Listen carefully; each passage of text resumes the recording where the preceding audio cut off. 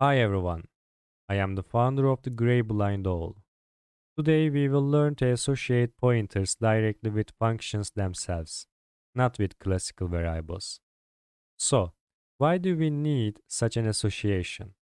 Pointers to functions are a powerful tool because they provide an elegant way to call different functions based on the input data. We often need this structure if we need to call a function, but which function to choose is a user-dependent event or an instantaneous decision. Also, if we have a lot of functions that are very tedious and painful with different variable types, we can organize them with this structure. These are where function pointers are easy and effective. This lecture will consist of three parts. In the first part, we will learn how we can define and use a function pointer. In the second part, we will do a real and simple exercise about this subject to understand it clearly. In the third part, we will learn how we can keep the functions in an array to access them easily.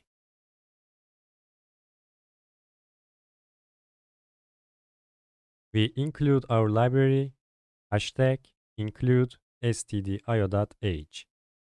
We create some prototypes for some functions. For the first part, integer add two integer a parameter and integer a parameter and semicolon. For the second part, integer a bigger b, integer and integer semicolon, integer b bigger a, integer and semicolon. Now void wrapper integer the brackets and a reference and the empty brackets and again and integer and semicolon. I will mention these parameters later. For the third part, integer subtract to integer and semicolon. Now these are our prototypes for our functions, and now we create our main function. Integer main, the brackets and the curly brackets. We define a function pointer at this stage, usage, data type, function pointer name, and the empty brackets and the semicolon. The brackets, a reference point, and function pointer name, and the empty brackets and the semicolon. This is our usage. Also, we can write the parameters for our function like that: usage, data type, function pointer name. The same part with this part, and integer. As you can see, I can write this usage like that if I am sure the parameters. Okay, they all are legal. Integer, the brackets, reference point, function pointer, and the empty brackets and the semicolon. This is our function pointer. Okay, this is our function pointer. I define an integer variable. For our example, integer sum is equal to 0. Now, we put our function into our function pointer like a classical pointer and classical variable. Function pointer is equal to add to integer and semicolon. I put this function into our function pointer. Okay. Now the function pointer keeps this function. After that, we can use our pointer like a function. We have two options while we are doing this operation. Here, usage 1, function pointer name, and the parameters, and semicolon. And the second usage is the classical defining the brackets and a reference point and function pointer name. After that, parameter. Okay? And semicolon. Good. They all are the same thing and they all are the legal. Okay, sum is equal to function pointer 5 and 6. I send my parameters through this function pointer to our original function. Okay, our original function is add to integer, and we go to the add to integer function. Here, this is our function that adds two numbers. It is so simple. And integer, add two integer number 1 and integer number 2 are parameters, and I send 5 for number 1 and I send 6 for number 2. Now, we return some of the two numbers that we have just sent our main function. We do this operation via the function pointer, not directly function. This part is very important, function pointer. We send these parameters via the function pointer, not directly function. Okay. Return number 1 plus number 2 and semicolon. Here, we print our result on the screen. Printf sum is equal to the person sign D, sum, and semicolon. That was the first part. Okay, that was the first part. We defined a function pointer and we use it like that. Now, the second part. The second part here, uh, only this line, okay? Wrapper A bigger B and B bigger A and 15 and 20 and semicolon. Now, let's go to the prototype. Void wrapper. As you can see, our first parameter is a function pointer, and the second one is also a function pointer.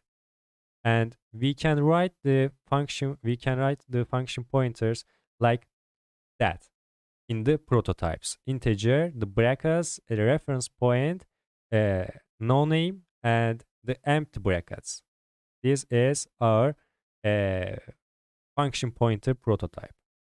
And again, and these are our numbers. So integer and integer. Okay. Let's go void wrapper. Void wrapper. Here. Integer, function A and the empty brackets, integer, function B and the empty brackets. After that, integer A and integer B for the numbers. As you can see, these are function pointers. So I can send for this part and this part a function. Okay, if I send a function here, this function pointer keeps the function that I sent here. Okay, we create a variable for the result, integer c. We decide which function to use. If a is bigger than b, c is equal to function a and b and semicolon. Okay, I sent here a bigger b function, for function a. Okay, and I sent b bigger a function for integer function b and semicolon. Okay, function b, a and b and semicolon. I sent here a bigger b and I sent here b bigger a. And the function pointers keep the functions that I sent. Now, a bigger b function. If a is bigger b, c is equal to function a, so c is equal to a bigger b function here. And our parameters a and b, now I sent here 15 and I sent here 20. Sorry. Okay, it's true. I sent here 15 and I sent here 20. True. Now, a bigger b. Integer a is equal to 15 and integer b is equal to 20. But this function will not work because a is less than b. So we continue with the else option, and in the else option c is equal to function b. So function b is equal to, function b keeps the b bigger a function. So b bigger a function here, this function for the situation that b is bigger than a. And as you can see, printf I am both b bigger a, and we return b minus a as a result. Okay, return b minus a as a result. And we print the result here. Printf result is equal to the person sign d c and semicolon. Let's try it. Execute, compile, and run. As you can see, this was the first part, and this is the second part. And I am both, so b bigger a. I am both b bigger a. So our parameters went to b bigger a function, and our result is equal to 5 because b is equal to 20 and a is equal to 15. So 20 minus 15 is equal to 5. Okay, let's change the parameters here. I do this 20 and do this 15, and I save it, execute, compile, and run. Now, as you can see, I'm both and a bigger b both. So our parameters went to a bigger b function. Our result is equal to 5 again, but now we subtract 20 and 15. 20 minus 15. So it's equal to 5. A is equal to 20. B is equal to 5 now. So we do A minus B, not B minus A.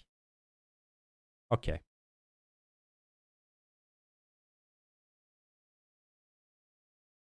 And our result, we print the result, our C, and it's equal to 5, as I said before.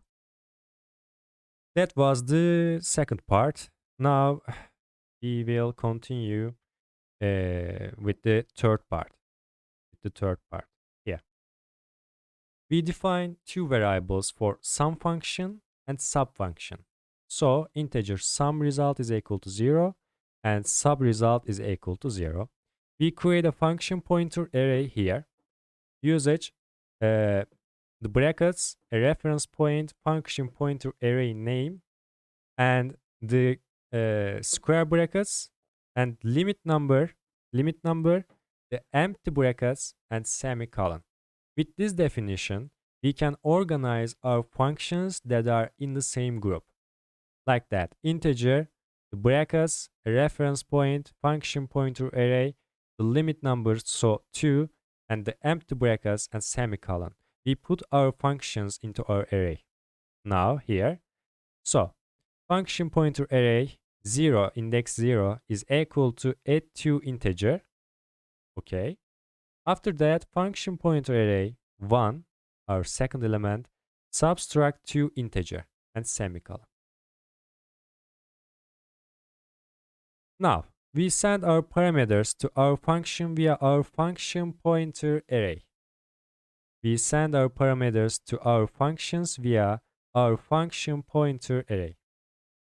We do this operation with two different usage. They all are legal. Here, sum result is equal to the brackets, the reference point, and function pointer array 0 for the add 2 integer, and our parameters here 1 and 2, and sub result is equal to directly function pointer array, its name, not the brackets and the reference point, and the square brackets, and 1 for our second element.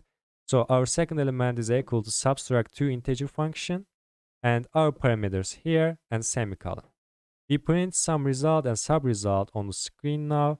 Sum is equal to the person sign D and sub is equal to the person sign D. Sum result for the first person sign D and the sub result the second person sign D here. Our sub function is same with the add function.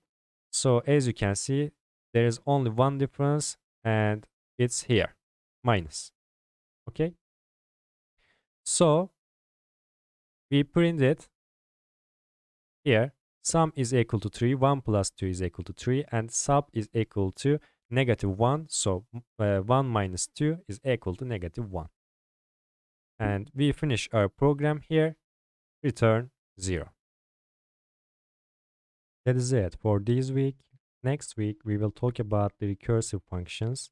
Actually, this is not a different subject from classical functions, but I thought it would be more appropriate to wait until the functions have been repeated enough for you to learn. Thanks for all your effort and patience. See you following lecture. Stay tuned.